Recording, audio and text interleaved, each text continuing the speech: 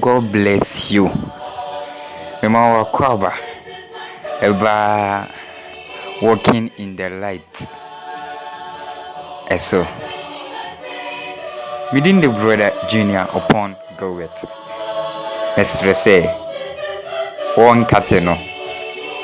Namum, Ubetwaso, Ati, Yankopan as my min will be swing. Minim say, heaven tear, Osum Yame. And then me Bama one now was say, Wasum, Onyankopon, Bible, son of fire, Uhunya mibi. Sa for na me Bama or more. If we say, minim say Ghana dear. You see a pinyame som na ye a Christopher ye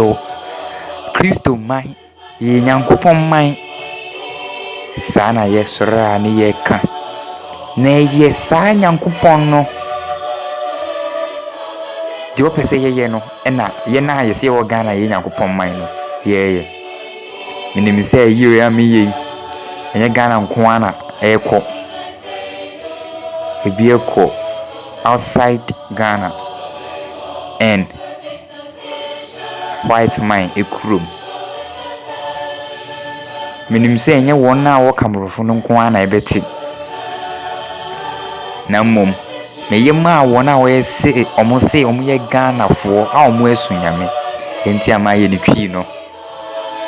Enti mesere say obi bia on sabe kan wo be send ama unua. Now so wa boane won kwagiem mesere pa mi wuti mi me ba say me no ebisun Nyankopon asem eya ye ta ka say yesu nyame ya Christopher enti safo namba momo eya usua di obi se yenka nkwagesem yenka asem ebumani pa akọ heaven na menua wutie mi awo kansa ana wo wahya se kansa so ti video yi ana wo diwe no eya wrong and is wrong onua enye kra wati first of all wati if we say die ne nkwagesem we usua di ko behu se ejirikire ami ihia senka bese me beka se edwamambo nye mbokoro no ne nko sana wo pen na menua wutie me wa ozo se wa hu se nyame bi wo som no a won so ne yie no benye na eye benye na eye ye na yesi ya hu no enti so kaya Yesu Kristo ka kira ba bi se Obama Israel for no oba kire se enye se wamba ma wiase nyina mewu amayo na mmom omo se omo ahu Nyankopon na abesom no na de me nkasa pi ni nyina wo nkire enim enti yisa adwene fruitin se ye nka nkwagesem na Yesu yakon behu se sa akwara wo so wagi adi no ni wonsun ne yie wow say we teacher ni no why teacher ni no so wonchele nkura de a ni teacher ni aye no ye ne se uso ye Kristo ni no nsu nyame se no no sipe na wo Kristo ni aye no ye ne se yankasa pi ena dusua no se ne hunu so no matwere doctrines enkyere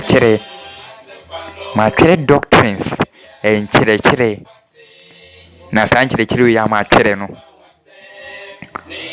ebama ye bisua Bible doctrines Bible enkyere if we say minim so bia wo se wo so nyame bia agise ye nuanom enkramofo ene traditionalists for no eno muso etie no bia omuso buf ensem bi for edifa Kristo som ho na so otia ebeboa no amena kana no atum minua bema ya so nyame enti yenhye adusua na ase Bible doctrines ewo Bible no ɛna ɛkɔ yɛbɛnya New Testament ɛne Old Testament. Apam foforo ɛne apam dada. So apam mu ɛne apam dada. Bible ne kuma ne yɛbɛnya.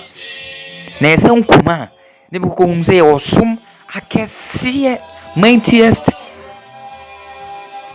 worship anaa religion a yɛfa so ɛde mu Nyankopɔn anaa yɛfa so de mu Nyankopɔn ɛwɔ Bible mu. Bebree na Bible kan na mu ndi ɔno ɔgye tum no ɛna yɛbɛnya Jewish religion or Jewish worship a ɛyɛ Israel man ɛnko ne Nyankopɔn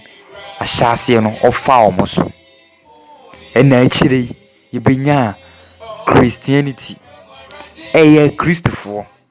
yɛ some Christians a yɛsɛ yɛbɛsua adeɛ wei no. Ɔno so for all nation wiase nyinaa ɔse yɛtim dwan ɛyɛ de ɛba mu. Ɛnti wei deɛ ɛnyɛ Israelfoɔ nko a. Nti yɛka sɛ doctrines ɛnɛ yɛnkɔ sua doctrines ɛwɔ Bible mu. Na mmom doctrines nkyerɛkyerɛ a ɛwɔ Kristosum mu Bible mu Jewish no ɛna nipa deɛ. So the Jewish doctrines, Christianity doctrines and man doctrines. Meka bom ama ho examples. Enti mbɛbɔ so. Minim sɛ wa wotie mi wodie wom. Wasora akɔ bebia wo doctrines wom. No obisa ho sɛ na ye Bible deɛ na ana yɛnsua ni nyinaa wɔ so sesia. Enti mesrɛ so be follow me a part 2 ba unsa beka YouTube a obe follow me a subscribe channel no ubo subscriber bear besa so me ensa bo first one no e che se me ye video bia unsa beka na part 2 unsa aka afei mesrɛ se obeche amanua WhatsApp groups munyina monsa beka se part 2 ba yento so examples of doctrines in bidie. Me say menka the old Bible menko a ne menka Kristosum de menka Jewish nko a na meka nipa de Jewish Kristosum yensa nti doctrines bi bepem bia yeka nkyerɛkyerɛ a ɛyɛ de som nim no yeye ne da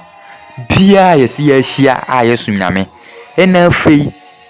ɛsan kyerɛ sɛ yayi asi hɔ ada se time date day year na ede asua ashima ena ekyerɛ nye de ye ne 1 minute ebe di 1000 years na enye ne biem ono nye nkyerɛ na mmom de ye say Monday no si de bia etwa say som na wo som Kristo som no oye Sunday etwa say de bia ye 25th ya mu kan etwa say de bia ye 31st etwa say de bia ye. Enti saa ne man na friends e de ne ekyerɛkyerɛ enti de ebobo obi hu 1 men check say 1 po ye 10 commandments a binom e de aka nkyerɛkyerɛ e wo Kristosum ho enti de mbe obosu bia be de aka ho animal sacrifice, tithe, monogamy, polygamy, collection into bracket giving, baptism, salvation, marriage, prophets, apostles, miracles, revelation, prayer, worship, church, Sabbath, festivals, doctrines, to bracket teachings, into using doctrines. Now so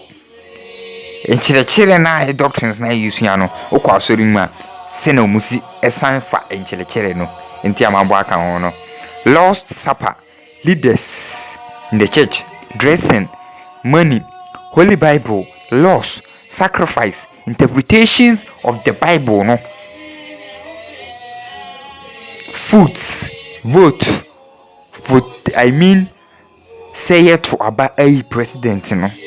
Nina, so be was sending or Musifa, no, Nenka, send the city, you drew her, and I mean, boys will be a din, or me, this said, Yahuno Coreno. Food, vote, Lord's Supper, Lord's Day, thou see, Yenshia, and perform or you continue all the full fellowship or the teachings or the doctrines no and far more no nyame no no the Lord's day no peoples to heaven ni padodo be ko heaven ono so binom chere na omo se no mo agya tuma omo asorim ntie ka ho drinks or wine and sanom se ne binom sifa no funeral ene se ne binom esisie nipa na ye agie wa asafo ana kristosum mu we nyina ma wona what bible achi on what kristosum achi like yenuanom muslims for any traditional for omu ne omu hwia no omu eka efa kristosum ho minua enti mesere se be ma yasua de we nyina ye teachings ni nyina ye teachings minua enti yɛnto aso ɛntensi bible ni yɛnhwɛ sɛ aso doctrines na yɛka no na de dia meka ehia ɛgye nkwa ɛboa ɛtimfa so kɔ heaven abra yɛ nya nkwa ana yɛse aba kristo mu no ehia sɛ yɛ ni yie ebe quotation 1212 bi me nyɛ odi oni tenten na aha me ne wo enti yɛ quotations too pɛ da foforo ba ni atoa so fefefe then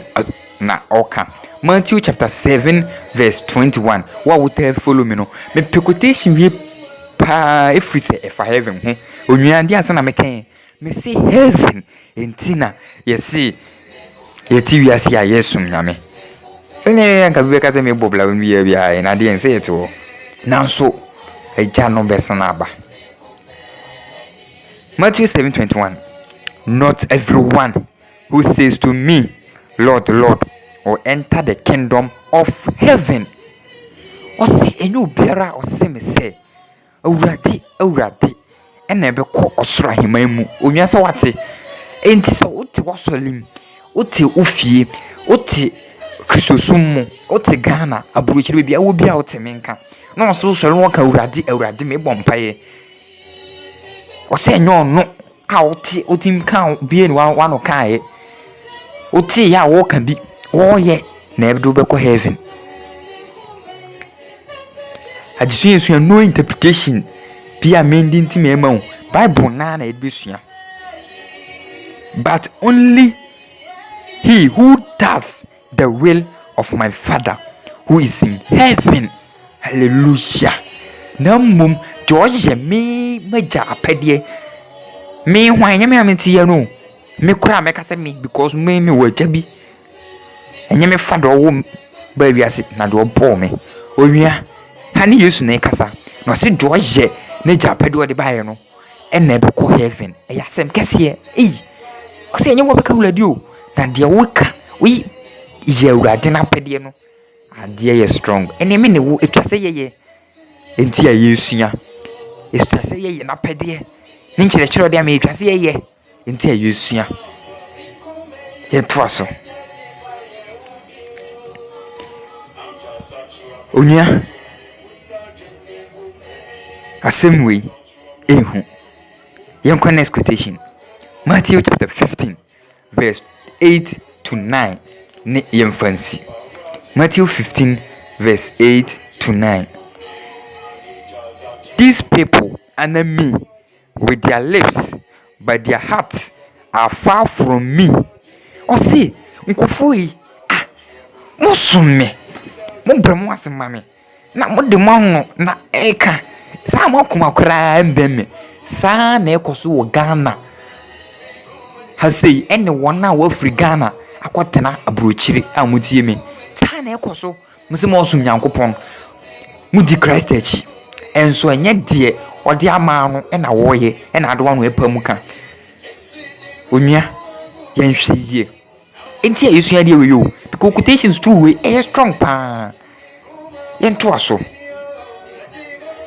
they worship me in vain their teachings onua so okay say yesu teachings doctrines